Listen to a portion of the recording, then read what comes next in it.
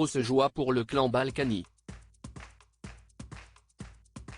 Alors que le tribunal d'Evry avait tranché en faveur de la libération de Patrick Balkany l'après-midi du lundi 30 mai, le parquet d'Evry a fait appel de cette décision.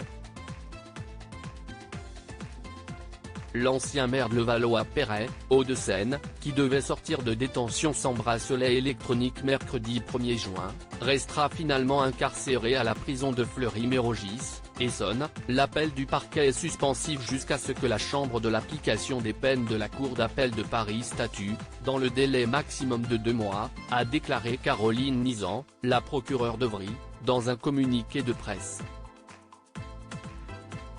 Pas d'aménagement de peine pour Patrick Balkany, il reste à Fleury-Mérogis alors que Patrick Balkany, qui a trouvé une excuse hallucinante pour expliquer la centaine d'incidents autour de son bracelet électronique, devait bénéficier d'un aménagement de sa peine de 5 ans pour blanchiment de fraude fiscale. Le parquet d'Evry a justifié cette rétractation par le fait que Patrick Balkany manifeste toujours son opposition au principe de sa condamnation, en dépit de son caractère définitif, ce qui augure mal du respect de la mesure d'aménagement de peine sollicitée.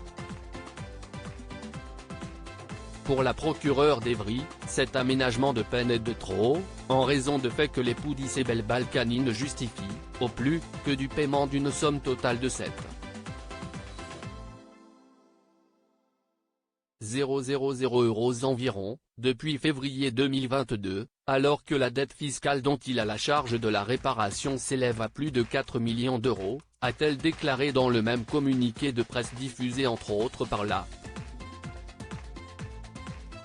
Les avocats de Patrick Balkany face à la décision du parquet. Si est un acharnement judiciaire. Les avocats de Patrick Balkany, Robin Binsart et Romain Dieudonné, ont manifesté leur mécontentement et leur indignation face à cette décision, affirmant que leur client est victime d'une injustice. Le parquet n'aurait jamais interjeté appel contre un autre détenu. Si est un acharnement judiciaire contre Patrick Balkany, contre toute forme de logique, de raison et de droit, ont-ils déclaré.